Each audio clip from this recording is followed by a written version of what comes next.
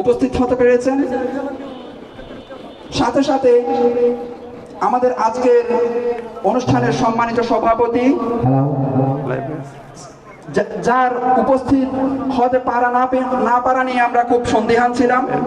Sir অসুস্থ ছিলেন, অপারগতা ছিল স্যারের, তাও অনেক অসুস্থতা এবং অপারগতাকে পিছনে ফেলে এখন আমাদের আছে অনুষ্ঠানকে সুন্দর করার লক্ষ্যে স্যার আমাদের মাঝে উপস্থিত হয়েছেন। এজন্য আমি আপনাদেরকেও বলবো আজকে অনুষ্ঠানটা যাতে সুন্দরভাবে আমরা উপভোগ করতে পারি, এজন্য সুশৃঙ্খলার সাথে সবাই বসে পড়বেন। এই মুহূর্তে আমাদের আজকের অনুষ্ঠানের সম্মানিত সভাপতি, চট্টগ্রাম বিশ্ববিদ্যালয়ের অন্যতম একটি ডিপার্টমেন্ট যোগাযোগ ও সাংবাদিকতা বিভাগের সম্মানিত সাবেক চেয়ারম্যান। হ্যাঁ, না ঠিক আছে, উদ্বোধন হয়ে যাক, এরপর না আমি আলোচনা। আলহামদুলিল্লাহ রাব্বিল আলামিন, আসসালাতু ওয়াসসালামু আলা আশরাফিল আমবিয়া ওয়াল মুরসালিন ওয়া আলা আলিহি ওয়া আসহাবিহি আজমাইন, আম্মা বাদ। আল্লাহ তাআলার দরবারে অশেষ শুকর যে আমরা বৈষম্য বিরোধী ছাত্র আন্দোলনে যারা শহীদ হয়েছেন, ছাত্র জনতার মধ্য থেকে, সাধারণ মানুষের মধ্য থেকে, বিভিন্ন পেশার মানুষেরা যারা শাহাদাত বরণ করেছেন, তাদের জন্য আমরা দোয়ার আয়োজন করছি এবং একই সাথে দেশাত্মবোধক এবং জাগরণীমূলক চেতনা উজ্জীবনী কিছু সঙ্গীত পরিবেশন করবে বাংলাদেশের বেশ কিছু সংগঠন, সাংস্কৃতিক সংগঠন, শিল্পী গোষ্ঠী। আমরা মেইনলি 4টি শিল্পী গোষ্ঠীকে দাওয়াত দিয়েছিলাম। তার মধ্যে গতকাল পর্যন্ত 3টি সবাই ওকে ছিল, কিন্তু গতকাল রাতে আমাকে সাইবম শিল্পী গোষ্ঠীর পক্ষ থেকে জানানো হয়েছে যে বিশেষ কোনো কারণে তারা আসতে পারছেন না এবং বলেছেন যে তারা অচিরেই আবার অন্য কোনো প্রোগ্রামে চট্টগ্রাম বিশ্ববিদ্যালয় ক্যাম্পাসে আসবেন ইনশাআল্লাহ। তো আমরা তাদের জন্য দোয়া করি, তাদের আন্তরিকতার জন্য দোয়া করি এবং আশা করি যে অবশ্যই তারা আবারও অন্য কোনো সময়ে অন্য কোনো আয়োজনে আমাদের মাঝে আসবেন।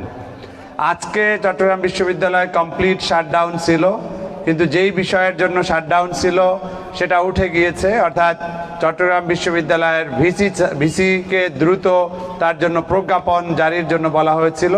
তো আমাদের সেই দাবি পূরণ হয়েছে। আমি সবসময় শিক্ষার্থীদের দাবির সাথে রয়েছি, তো শিক্ষার্থীদের এই দাবি পূরণ হওয়ায় আমাদের মধ্যে আরও একটু বাড়তি আনন্দ যে আলহামদুলিল্লাহ আমাদের প্রোগ্রাম অবশ্যই সফল হবে। এই শাটডাউনের কারণে কোনো ধরনের কোনো পরিবর্তন আসবে না, আমাদের প্রোগ্রাম অবশ্যই জমে উঠবে। অলরেডি অনেক শিক্ষার্থী চলে এসেছে, আর যেহেতু আমরা নাম দিয়েছি সাংস্কৃতিক সন্ধ্যা, সেই কারণে হয়তো সন্ধ্যা না নামার আগ পর্যন্ত অনেকেই আসছেন না। তো আমরা আল্লাহর কাছে দোয়া করি তাড়াতাড়ি সন্ধ্যা নামুক আর জনতারও এখানে বিশাল জমায়েত ঘটে যাক। আরেকটি ঘোষণা হচ্ছে, শহীদ মিনারের এই যে প্লাস্টারযুক্ত যে জায়গাটা, এটা আমাদের মা বোনদের জন্য রাখবো। ক্যাম্পাসে অনেক ছাত্রী রয়েছেন, আমাদের সম্মানিত শিক্ষকদের পরিবারের সদস্যরা রয়েছেন, তারা আসবেন। অতএব ওইখানে আমরা পুরুষরা ইভেন ওইভাবেও না বসি, আমরা এখানে এসে বসবো, কারণ তাহলে আমাদের মা বোনরা ওইখানে বসতে ইতস্তত বোধ করবেন। যেমন এখনই অনেকে আসলেও দূরে চলে গেছেন, কারণ হচ্ছে যে আমরা এখানে জটলা করেছি। আমরা সামনে এসে বসে যাই যাতে করে পুরো শহীদ মিনারের মূল চত্বরটা আমাদের মা বোনদের জন্য থাকে এবং ওরা স্বাচ্ছন্দ্য বোধ করে। আমরা এই জায়গাটা শহীদ মিনারের মূল চত্বরটা আমাদের মা বোনদের জন্য রেখে দেব। আমি অত্যন্ত আবেগ আপ্লুত যে আসলে বিশ্ববিদ্যালয়গুলোতে এই দীর্ঘ অনেক বছর বা কয়েক যুগ বলা যায় যে মনে হতো যে ইসলামী কোনো বিষয় এখানে আলোচনার বিষয় নয়। আমরা দেখেছি অন্যান্য ধর্মের বিভিন্ন অনুষ্ঠান হয়, সেখানে বরাদ্দ দেওয়া হয়, তাতে কোনো ধরনের আপত্তি আমরা কিন্তু দেইনি কখনো, কিন্তু ইসলামী অনুষ্ঠানকে কেন আড়াল করা হয়েছে আমাদের সেটা বুঝে আসে না। 90% 92% মুসলমানের দেশে ইসলামী সংস্কৃতি নিয়ে কথা বলা যাবে না। এই ক্যাম্পাসে যারা থাকে তারা তো ভিনদেশি কেউ নয়, তারা তো অন্য ধর্মের লোকজন হঠাৎ করেই এই ক্যাম্পাসে, এমন নয় যে তারাই 90%, এমন নয়, এই বিশ্ববিদ্যালয়ে যেই সকল ছাত্রছাত্রীরা পড়ে তারাও কিন্তু ওই পার্সেন্টেজ হিসাবে 90-92% ছেলেমেয়েরাই মুসলিম অথবা অন্য ধর্মেরও যদি হয় তারা ধর্ম বিশ্বাসী। কিন্তু আমরা দেখতে পাচ্ছি বা দেখেছি যে ইসলামী সংস্কৃতিকে সবসময় কোণঠাসা করে রাখা হয়েছে। তো আমরা বিশেষ করে বৈষম্য বিরোধী ছাত্র আন্দোলনের যারা চট্টগ্রাম বিশ্ববিদ্যালয়ে শহীদ হয়েছে, ইতিহাস বিভাগের 2জন কৃতি শিক্ষার্থী, তাদের জন্য দোয়া করি। সারা দেশে হাজারের অধিক সংখ্যক শিক্ষার্থী যারা শাহাদাত বরণ করেছে তাদের জন্য আমরা দোয়া করি, এবং একই সাথে আমরা যারা আহত হয়েছে তাদের জন্য দোয়া করি। এবং তারা যে আমাদের জন্য একটা বিরাট সুযোগ এনে দিয়েছে যে কোনোভাবেই কোনো ক্ষেত্রেই বৈষম্য চলবে না, আমরা সেই স্লোগানে আবেগাপ্লুত এবং সেই স্লোগানে সাড়া দিয়ে দেশবাসীকে জানাতে চাই যে অবশ্যই অবশ্যই আমাদের মাঝে কোনো ধরনের বৈষম্য চলবে না। আলহামদুলিল্লাহ, আমরা দেখতে পাচ্ছি বীরের বেশে আর একজন সংস্কৃতি কর্মী ডক্টর মুজাম্মেল স্যার চলে এসেছেন আমাদের মাঝে। একাই 100 যাকে বলা যায়, সেই সাংস্কৃতিক ব্যক্তিত্বকে মঞ্চে আসার জন্য অনুরোধ জানাবো। তার সাথে আরো কিছু সাংস্কৃতিক কর্মী রয়েছেন যারা যখন কেউ সাহস করতো না কোনো ইসলামী প্রোগ্রাম করতে, তখন স্যার অনলাইনে এবং নানাভাবে এই প্রোগ্রাম করেছেন। কালকে স্যার ফেসবুকে দেওয়ার পরে শত শত এভাবে লাইক পড়েছে এবং কমেন্টস এসেছে। মোজাম্মেল স্যারকে স্টেজে আসার জন্য বলছি। তো আমি কথা বললে সবাই বলবে স্যার আপনি তো শিল্পী নন, তাহলে এত কথা না বলে শিল্পীদেরকে দেন। আমি অবশ্যই শিল্পী, আমিও কিন্তু গান গাইতে জানি। এখন যদি একটু গেয়ে রাখি তাহলে হয়তো ভালো হয়, পরে তো আর চান্স পাবো না, কারণ আমি তো নামি দামি শিল্পী গোষ্ঠীর কোনো সদস্য নই। ঠিক আছে, তাহলে একটু হালকা একটু গাই নাকি? শিল্পীরা অনুমতি দেন? হ্যাঁ, হবে? আচ্ছা, গুড। আল্লাহ আমার রব, এই রবি আমার সব। আল্লাহ আমার রব, এই রবি আমার সব। দমে দমে তনু মনে তারি অনুভব, দমে দমে তনু মনে তারি অনুভব। আল্লাহ আমার রব, এই রবি আমার সব। আল্লাহ আমার রব, এই রবি আমার সব। তোমার দুনিয়াতে আমি যেদিকে তাকাই, অথই নিয়ামতে ডুবে আছে সবাই। তোমার দুনিয়াতে আমি যেদিকে তাকাই, অথই নিয়ামতে ডুবে আছি সবাই। পাখ পাখালির গানে শুনি তসবি কলো রব, তসবি কলো রব। আল্লাহ আমার রব, এই রবি আমার সব। আল্লাহ আমার রব, এই রবি আমার সব। দমে দমে তনু মনে তারি অনুভব, দমে দমে তনু মনে তারি অনুভব। তোমার মদদ পেলে আমি আর না কিছু চাই, তোমার প্রেমের আনল আমি কি দিয়ে নিভাই। তোমার মদদ পেলে আমি আর না কিছু চাই, তোমার প্রেমের আনল আমি কি দিয়ে নিভাই। যার হয়েছ তুমি তার নেই কো পরাভব, নেই কো পরাভব। আল্লাহ আমার রব, এই রবি আমার সব। আল্লাহ আমার রব, এই রবি আমার সব। দমে দমে তনু মনে তারি অনুভব, দমে দমে তনু মনে তারি অনুভব। আল্লাহ আমার রব, এই রবি আমার সব। ধন্যবাদ ধন্যবাদ। আমাদের মাঝে যে গুণী শিল্পী, তিনি শুধু কথা শিল্পী নন, তিনি একই সাথে সোশ্যাল মিডিয়ার একজন বিপ্লব সৃষ্টিকারী একজন মানুষ। এই চট্টগ্রাম বিশ্ববিদ্যালয়ে দীর্ঘ অনেক বছর ধরে সাংস্কৃতিক যুদ্ধ করেছেন, তার সাংস্কৃতিক প্রতিষ্ঠান রয়েছে। তিনি যখন কেউ সাহস করে না তখন বিভিন্ন ধরনের প্রোগ্রাম করেছেন। আমরা শিল্পীদের আগমন দেখে আপ্লুত। আমাদের মাঝে সমন্বয়করাও এসে উপস্থিত হয়েছেন, যাদের রক্ত ঝরেছে আমাদের 16 শহরের সামনে। আমাদের মাঝে সমন্বয়ক আব্দুর রহমান আছে, রাফিও একটু আগে এসে আমাদের সাথে একাত্মতা ঘোষণা করে গিয়েছে, আবার চলে আসবে কতক্ষণ পরে আবারও। আমরা সমন্বয়কদেরকে যথাযথ সম্মান জানাচ্ছি, কৃতজ্ঞতা জানাচ্ছি যে ওরা যে কোনো ধরনের বৈষম্য বিরোধী আন্দোলনে শুধুমাত্র অতীতে বিজয় দেখেই থেমে যাবে না, সব সময় আমাদের পাশে থাকবে। তো আমরা শিল্পীদের কাছে যাওয়ার আগে মোজাম্মেল স্যারের থেকেও কিছু শুনতে চাই, যাতে এই যে লাইভ হচ্ছে সারা দুনিয়ার মানুষ জানুক যে চট্টগ্রাম বিশ্ববিদ্যালয় আজ উন্মুক্ত, আজ বৈষম্যহীন। মুসলিম সংখ্যাগরিষ্ঠ মানুষের দেশে মুসলমানদেরকে সংখ্যালঘুতে আর পরিণত করা যাবে না।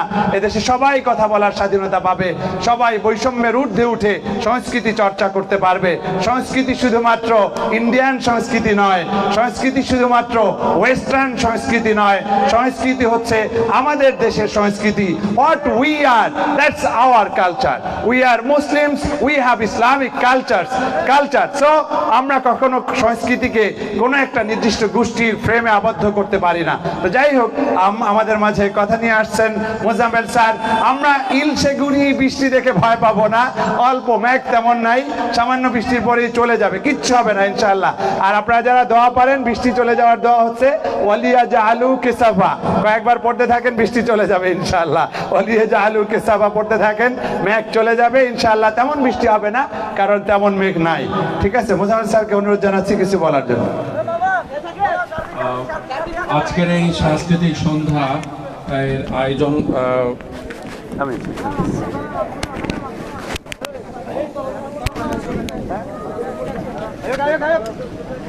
এই সাংস্কৃতিক সন্ধ্যার দ্বারা আয়োজন করেছে তাদেরকে আমি ধন্যবাদ জানাই। আমি তো ফিলসফির মানুষ, আমি তত্ত্ব নিয়ে কথা বলি। তত্ত্বের মূল কথাটা হচ্ছে একটা শরীরের মধ্যে যেমন একটা স্কেলেটন বা কঙ্কালের একটা স্ট্রাকচার দরকার, তেমনি করে সেখানের মধ্যে মাংস দরকার, তেমনি করে রক্ত প্রবাহ দরকার। সংস্কৃতি হচ্ছে আমাদের কাছে রক্ত প্রবাহের মতো। আর আমাদের যে বিশ্বাসের যে কাঠামো, সেটা হচ্ছে আমাদের শরীরের কঙ্কালের মতো। অথবা আমরা যদি এভাবে বলি যে আমরা যেভাবে নিঃশ্বাস নেই, সংস্কৃতি হচ্ছে যে আমাদের সেই নিঃশ্বাস। আমরা যেভাবে বিশ্বাস করি, যেভাবে জীবনযাপন করি, সেটাই হচ্ছে আমাদের সংস্কৃতি।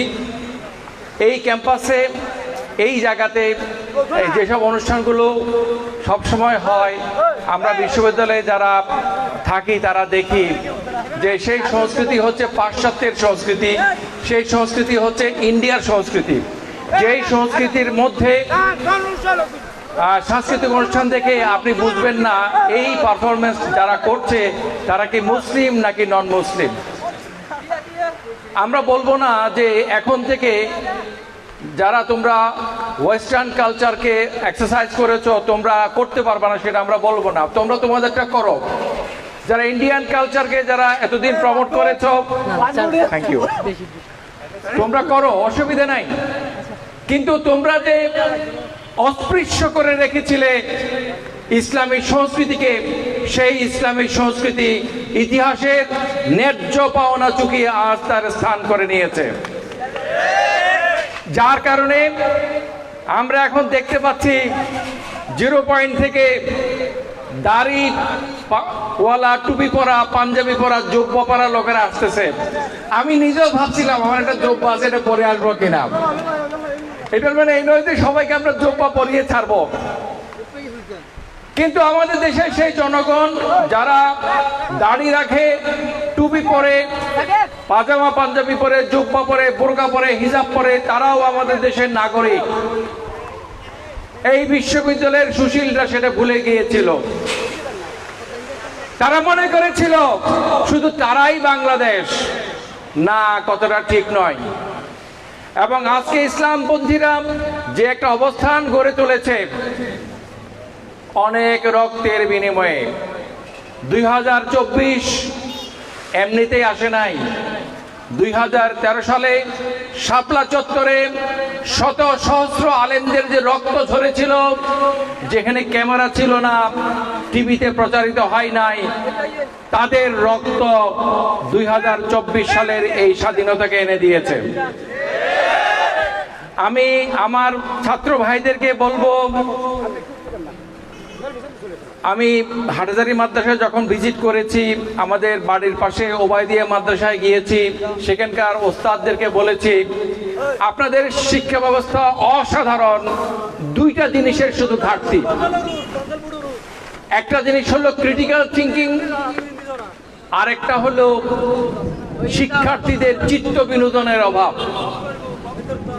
যে কোনো শিক্ষা ব্যবস্থার মধ্যে কিন্তু শিক্ষার্থীর শারীরিক মানসিক যেই উৎকর্ষতা, তার যে সুস্থতা, তার যে গ্রোথ, এটা কিন্তু দরকার। তো এই যে চমৎকার শিক্ষা ব্যবস্থা, অসাধারণ একটা শিক্ষা ব্যবস্থা আমাদের আশেপাশেই আছে, আমরা কিন্তু কোনোদিন এটা খেয়াল করি নাই।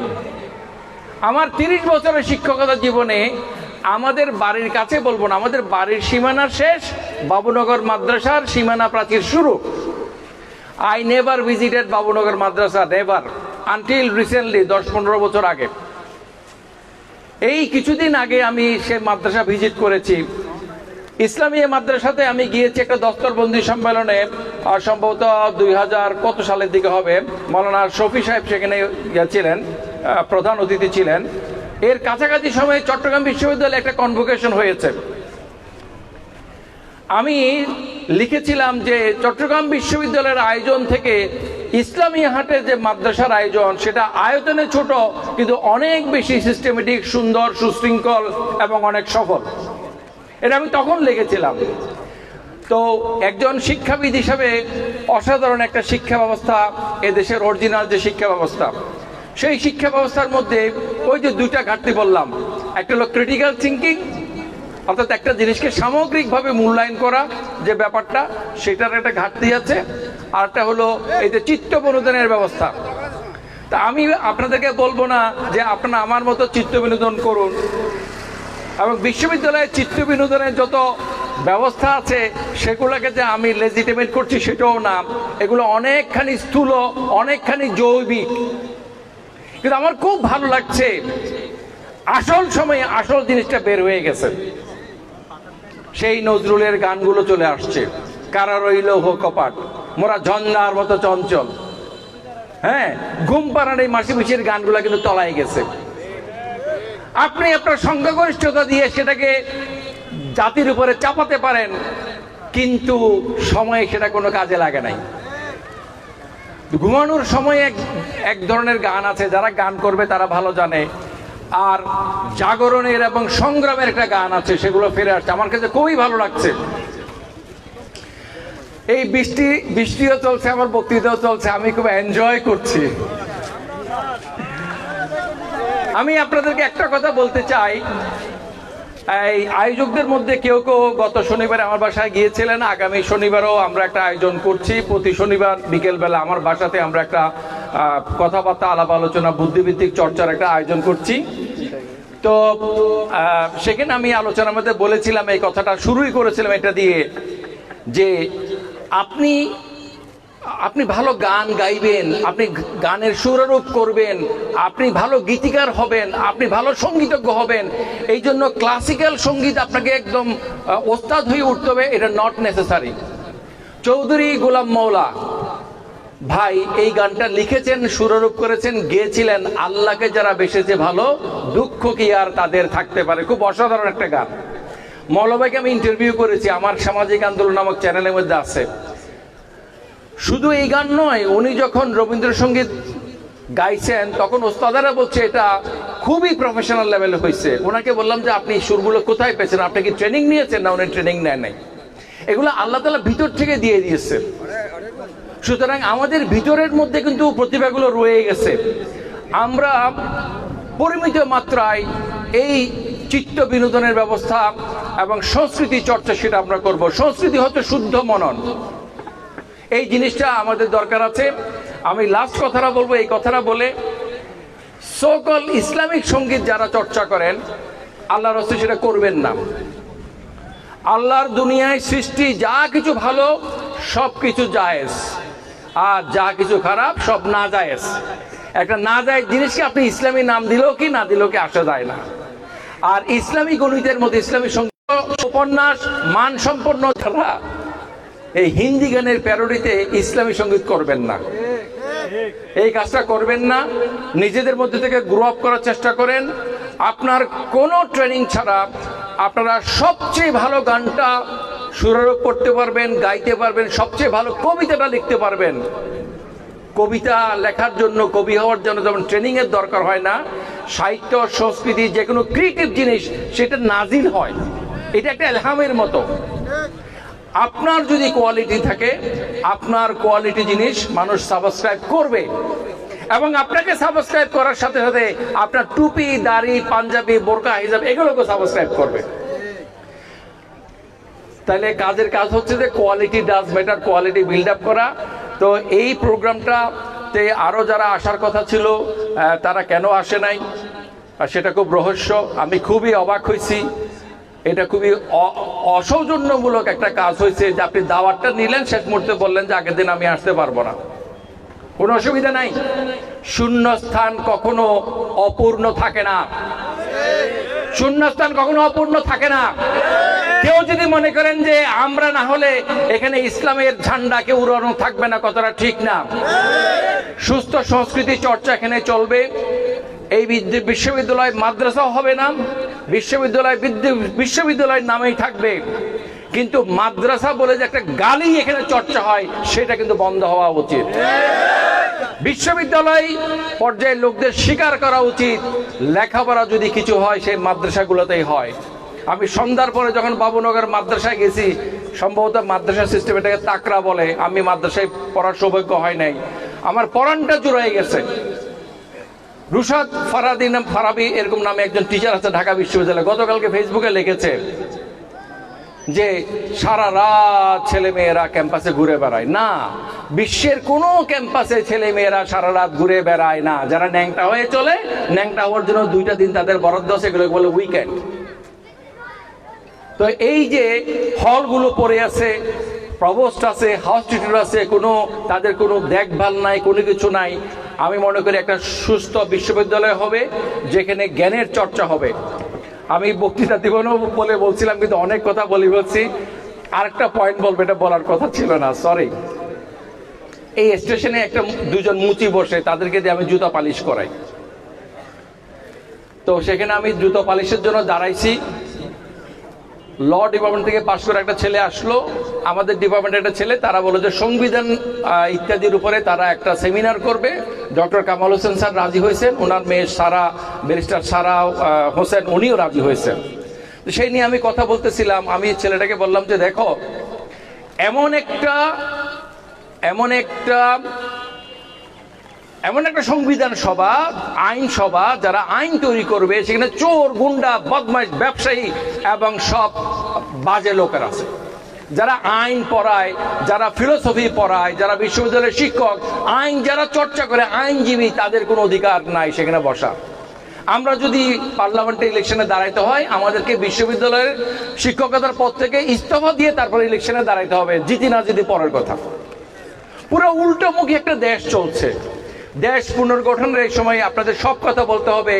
ওই আইন বিভাগের ছেলেটাকে বলেছিলাম, তুমি বিশ্ববিদ্যালয় থেকে পাশ করে গেছো, কখনো কি শুনেছ টিচারদের মধ্যে, ছাত্রদের মধ্যে বুদ্ধিবৃত্তি চর্চা নিয়ে পরস্পরে কথা হচ্ছে? না, এটা কখনো হয় নাই। আশা করি এখন থেকে সেটা হবে। বিশ্ববিদ্যালয়ের মানে আসবে, বিশ্ববিদ্যালয়ের সকল ধরনের কর্মকাণ্ড থাকবে। এই বিশ্ববিদ্যালয়ের ক্যাম্পাসে কেউ কাকে মারবে না, অন্যায়ভাবে কাউকে কোনো অধিকার থেকে বঞ্চিত করবে না। জ্ঞান চর্চা এখানে চলবে, তার অংশ হিসেবে এক্সট্রা একাডেমিক সকল কার্যক্রম চলবে। কলরব এখানে প্রোগ্রাম করতে আসছে, সেটা কলরবের কোনো ক্রেডিট না, এটা বিশ্ববিদ্যালয়ের ক্রেডিট। বিশ্ববিদ্যালয়ের ক্রেডিট যে এই বিশ্ববিদ্যালয়ে যেসব ছাত্রছাত্রীরা আসে সনাতনী মূল্যবোধ নিয়ে, সেই মূল্যবোধের যারা অনুসরণ করে তাদেরকে তারা এখন স্থান দিচ্ছে। আমি তাদেরকে স্বাগত জানাই। আমরা দেখতে পেয়েছি আলহামদুলিল্লাহ আমাদের মাঝে আর একজন বিজ্ঞানী, যাকে আমরা এখন আর জাতীয় পর্যায়ের বিজ্ঞানী বলছি না, তিনি হচ্ছেন আন্তর্জাতিক পর্যায়ে খ্যাতিমান ডক্টর আতিয়ার রহমান। আমরা অনেকেই বিশ্ববিদ্যালয়ে শুধু শিক্ষকতার কথা বলি, কিন্তু আসলে বিশ্ববিদ্যালয়ে আমরা আরেকটা পরিচয়, এটা হচ্ছে জ্ঞান সৃষ্টির জায়গা।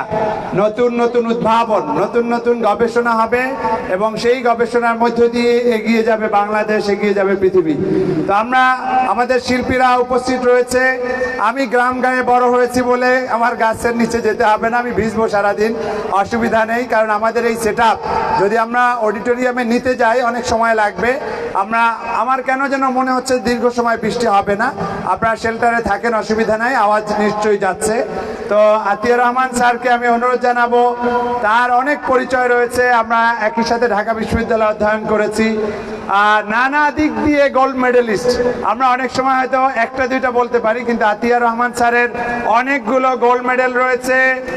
আমাদের বিগত সরকার যারা ইসলাম শুনলেই অনেক কষ্ট পেত, সেই জায়গা থেকেও তিনি গোল্ড মেডেল পেয়েছেন, ইউজিসির পুরস্কার পেয়েছেন, জাতীয় পর্যায়ে অনেকগুলো গবেষণা পুরস্কার তিনি পেয়েছেন। সে আতিয়ার রহমান স্যার আমাদের মাঝে কিছু কথা বলা মানে আমাদের জন্য বিশাল একটা সম্পদ, একটা অর্জন। এই স্যারও কিন্তু বৃষ্টিতে ভেজে কথা বলছেন, অতএব আমরা ভিজবো, অসুবিধা নেই। কিন্তু আমরা এটা জানিয়ে দিতে চাই, এই ক্যাম্পাস সবার, এই ক্যাম্পাস সবার, এখানে কোনো বৈষম্যের ঠাঁই নাই। তো যাই হোক, কথা বলছেন আন্তর্জাতিক খ্যাতিসম্পন্ন বিজ্ঞানী ডক্টর আতিয়ার রহমান, যাকে আমরা অনেক সময় কল্পনা করেছিলাম আমাদের ভাইস চ্যান্সেলর হবে, আমাদের অন্তর থেকে ভেবেছিলাম বলে আল্লাহ অন্তরের মালিক, একদিন না একদিন হবেন ইনশাআল্লাহ, ইনশাআল্লাহ। আউযু বিল্লাহি মিনাশ শাইতানির রাজিম, বিসমিল্লাহির রহমানির রহিম। আমরা অত্যন্ত আনন্দিত যে একটা সময় বিশ্ববিদ্যালয়ে আমরা যে সংস্কৃতির অভাব বোধ করেছিলাম, যাকে অচ্যুত সংস্কৃতি বলে বিশ্ববিদ্যালয়ে অত্যন্ত বাজেভাবে ইগনোর করা হতো, আমরা বিপ্লবোত্তর সময়টাতে জন আকাঙ্ক্ষার যে প্রতিফলন, সেই প্রতিফলনের মধ্যে নানান গোষ্ঠী এবং সংস্কৃতির যে ধারণাটাকে আমরা ধীরে ধীরে ইনক্লুড করতে শুরু করেছি। এই আয়োজন যারা করেছেন, বিশেষ করে আমাদের সহকর্মী ডক্টর মোহাম্মদ শহীদুল হক ভাই, ওনাকে অনেক অনেক ধন্যবাদ। আরও যারা আপনারা আয়োজনের সাথে আছেন, সবাইকে মোবারকবাদ। আসসালামু আলাইকুম রহমতুল্লাহ। আমার কথা বেশি কিছু নেই, আমি এটুকু বলতে চাই, আমরা বরাবরই একটা স্টেট তৈরি করতে চেয়েছি, কিন্তু স্টেট তৈরি করবার জন্যে যে বটম আপ অ্যাপ্রোচটা, সেই অ্যাপ্রোচটা আমরা কম সময় ধারণ করতে পেরেছি। আমরা সমাজ তৈরি না করে স্টেট তৈরি করতে চেয়েছি। ফলশ্রুতিতে সমাজের যে অনুষঙ্গগুলো, সেই অনুষঙ্গগুলোকে আমরা খুব কম সময় বিবেচনা নিয়েছি। যেমনটা আমরা আজকে যাদেরকে দেখছি, এই মানুষদেরকে আমরা সমাজের মূল ট্রেন্ডের মধ্যে একীভূত করতে পারিনি। কেন? আমরা বিভক্তি তৈরি করে রেখেছিলাম। আমরা মানে কি? যারা সমাজকে পরিচালনা করে, সমাজকে নিয়ে ভাবে, সমাজকে গুছিয়ে তোলে, সেই মানুষরা তারা টপ ডাউন অ্যাপ্রোচটাকে নিয়েছে। আপনি অনেক বিজ্ঞানী দেখবেন, অনেক অর্থনীতিবিদ দেখবেন, কিন্তু তার অর্থনীতি দিয়ে এই সমাজের মানুষের প্রকৃতপক্ষে কোনো কাজে আসে না, তার বিজ্ঞান দিয়ে কোনো কাজে আসে না, যতক্ষণ না উনি সমাজকে ধারণ করেন। তা আমরা 2013 সালে মনে আছে, শাপলা চত্বরে যখন এই ভয়াবহ রকমের হত্যাযজ্ঞ চলেছে, তারপরে 13 দফা নিয়ে রুবায়ত ফেরদৌস একটা কলাম লিখেছিল।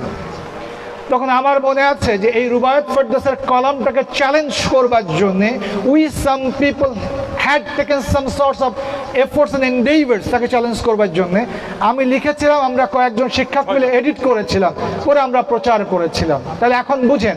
এবং আমার মনে আছে হেফাজত যখন পরবর্তীতে তাদের বুকলেট তৈরি করে, সেই বুকলেটের প্রথম লেখাটাই ছিল আমাদের এই লেখাটা, নয় দিগন্তে এটা চেপেছিল। এখন আপনাদের কাছে সেই প্রশ্ন রাখতে চাই, আমরা সমাজ বিপ্লবের জন্যে, সমাজের অনুষঙ্গগুলোকে বদলে দেওয়ার জন্যে যে সমস্ত নিয়ামকগুলো দরকার, সেই সমস্ত নিয়ামকগুলো তৈরি করবার জন্য আপনারা প্রস্তুত কিনা?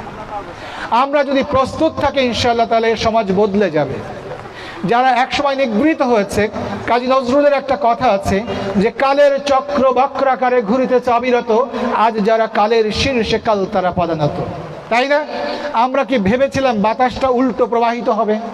আমরা তো 41 সাল পর্যন্ত ধরেই নিয়েছিলাম বাংলাদেশের মাটি আর মানুষের সাথে আমাদের যে যোগাযোগ, সেই যোগাযোগটাকে অস্বীকার করা হচ্ছে, তাই না? তাই তো? কিন্তু আলহামদুলিল্লাহ আল্লাহ তাআলা আমাদের সেই যোগাযোগটাকে প্রতিষ্ঠিত করে দিয়েছেন। আমাদের দায়িত্ব হচ্ছে এই যোগাযোগের হক আদায় করা, এবং সেই হক আদায় করবার জন্য প্রত্যেকে যার যার জায়গা থেকে কম্পিটেন্সি অর্জন করতে হবে। আমি যদি কম্পিটেন্সি অর্জন করতে পারি, আমার দক্ষতা যোগ্যতা এটি যদি তৈরি করতে পারি, তাহলে বিশ্বাস করি যে বিজয় অর্জিত হয়েছে বিপ্লবোত্তর সময় মানুষেরা যে আকাঙ্ক্ষা পোষণ করছে তাকে বাঁচিয়ে রাখা সম্ভব। এবং এই বাঁচিয়ে রাখার ক্ষেত্রে যদি কোনো কার্পণ্য করি আমরা আমাদের যোগ্যতা বৃদ্ধিতে, এই দায়ভার আমাদেরকে নিতে হবে। আমি আর কোনো কথা বলতে চাই না। আমি আশা করছি কলরব শিল্প গোষ্ঠী আজকে তাদের যে পরিবেশনা, সেই পরিবেশনার মধ্যে দিয়ে যারা উপস্থিত থাকবে তাদের কাছে নতুন আবেদন এবং নিবেদন তৈরি করবে, এবং সেই নিবেদনের স্রোত প্রবাহিত হোক। আমরা শুধু এই কথাটুকু বলতে চাই, এই আকাশ মেঘে ঢাকা রবে না, আলোয় আলোয় হেসে উঠবে, এ নদী গতিহীন রবে না, সাগরের পানে সে তো ছুটবে। ধন্যবাদ সবাইকে। পুরো গেলেন না? না, এটা তো মানে অ্যাপিল থাকলো আর কি। না, সংগ্রামী উপস্থিতি, তাহলে আপনাদের জন্য দোয়া থাকলো। আমরা আমাদের বৈরী আবহাওয়া দেখে বিচলিত হওয়ার কিছু নেই। আজকে সাংস্কৃতিক সন্ধ্যা বিকল্প হিসাবে সমাজ বিজ্ঞান অডিটোরিয়াম রেডি করছি। আজকের সাংস্কৃতিক সন্ধ্যা সেই ধারাবাহিক নিয়মে চলতে থাকবে ইনশাআল্লাহ। আমরা আমাদের বিকল্প ব্যবস্থা হিসেবে চট্টগ্রাম বিশ্ববিদ্যালয়ের সমাজ বিজ্ঞান অনুষদের যে বৃহৎ অডিটোরিয়াম রয়েছে, আমরা আমাদের সবকিছু সেটআপ সহ সেখানে আমরা মুভ করব অতি শীঘ্রই। আমাদের সম্মানিত শিল্পীবৃন্দ যারা আছেন সেখানে তাদের মনোমুগ্ধকর পরিবেশনা পরিবেশিত হবে ইনশাআল্লাহ। আপনাদের কারো বিচলিত হওয়ার কিছু নেই। আমাদের পরিকল্পিত নিয়মে, পরিকল্পিত ধারায় আজকের সাংস্কৃতিক সন্ধ্যা ও দোয়া অনুষ্ঠান ধারাবাহিকভাবে চলবে ইনশাআল্লাহ। বিকল্প ব্যবস্থা হিসেবে আমরা অতি শীঘ্রই আমাদের চট্টগ্রাম বিশ্ববিদ্যালয়ের সমাজ বিজ্ঞান অনুষদের বৃহত্তম অডিটোরিয়ামে আমরা যাব। আমাদের পরবর্তী পরিবেশনা, আমাদের সাংস্কৃতিক অনুষ্ঠানের বাকি অংশ সেখানেই পরিবেশিত হবে ইনশাআল্লাহ। আমি আপনাদের সকলকে ধৈর্য ধারণ করার জন্য অনুরোধ করছি। বৈরী আবহাওয়ার মধ্যেও আপনারা আমাদের সঙ্গেই থেকেছেন, এজন্য আমি আপনাদের সকলের প্রতি আন্তরিক কৃতজ্ঞতা প্রকাশ করছি। আপনারা আমাদের সাথে এবং আপনারা আপনাদের মতো করে যথাসম্ভব দ্রুত চট্টগ্রাম বিশ্ববিদ্যালয়ের আমাদের বাঁ দিকে যে সমাজ বিজ্ঞান অনুষদ রয়েছে, সে সমাজ বিজ্ঞান অনুষদের বৃহত্তম অডিটোরিয়ামে আমাদের আজকের প্রোগ্রামের বাকি অংশ অনুষ্ঠিত হবে ইনশাআল্লাহ। প্রিয় উপস্থিতি, মাগরিবের আজানের আর মাত্র আধা ঘন্টার মতো বাকি আছে। আমরা এখন যারা সমাজ বিজ্ঞানে যাচ্ছেন তারা খুব চালাক, তারা আগে জায়গা দখল করার জন্য সমাজ বিজ্ঞানে যাচ্ছে। তারা ভাবছে অডিটোরিয়ামে বেশি জায়গা নেই, তবে অডিটোরিয়াম কিন্তু এখনো খোলা হয়নি। আমরা খবর দিয়েছি চাবি নিয়ে আসতে সময় লাগবে, তবে সমাজ বিজ্ঞানে যাওয়াটাই ভালো, সবাই যান। আমরাও ওখানে চলে আসব। মাইক যাওয়ার আগেই আমরা ওখানে প্রয়োজনে গলায় আমরা গান পরিবেশন করা শুরু করব। অর্থাৎ সবাইকে সমাজ বিজ্ঞান অডিটোরিয়ামে যাওয়ার জন্য অনুরোধ করছি। সবাই সমাজ বিজ্ঞান অডিটোরিয়ামে চলে যান, আমরাও চলে আসছি। আর মাইক ওই জায়গায় যাওয়ার আগ পর্যন্ত আমরা খালি গলায় একসাথে আমরা কিছু গাইতে থাকবো, যাতে করে আপনারা কোনো অসুবিধার মুখোমুখি না হন। আমাদের নারী ভলান্টিয়ার, নারী শিক্ষার্থীরা তারা সমাজবিজ্ঞান অনুষদের উপরের অংশে অন্যরা কেউ জায়গা পাবে না, শুধুমাত্র নারী শিক্ষার্থীদের জন্য সমাজবিজ্ঞানের উপরের দোতলার অংশটা তারা ব্যবহার করতে পারবে। আর বিএনসিসির ক্যাডেট যাদের দায়িত্ব 0 পয়েন্টে তারা ওখানেই থাকবে, আর যারা এখানে রয়েছে তারাও সবাই সমাজবিজ্ঞান অডিটোরিয়ামে চলে যাবে। ধন্যবাদ। এগুলো সমাজবিজ্ঞানে নেওয়ার জন্য এখন হচ্ছে ব্যান্ড ব্যবস্থা করে দেন, না হয় তন্ত্র ব্যবস্থা করে দেন। দেখেন ডেকোরেশন ওদেরকে বলি ভাই, ওদেরকে বলছি, ওরা ওদের সিরাজউদ্দৌলা স্যার কি ফোন দিছে? হ্যাঁ ওটা হয়ে গেছে। হচ্ছে হ্যাঁ মুভ করা মাইকে বলে দিস। এটা না এটা ভিজতে এগুলো নিয়ে যান। এটা ওটা নিচে লুকিয়ে রাখো। হ্যাঁ এটা লাইট বন্ধ। পানি পড়ে না দাঁড়া।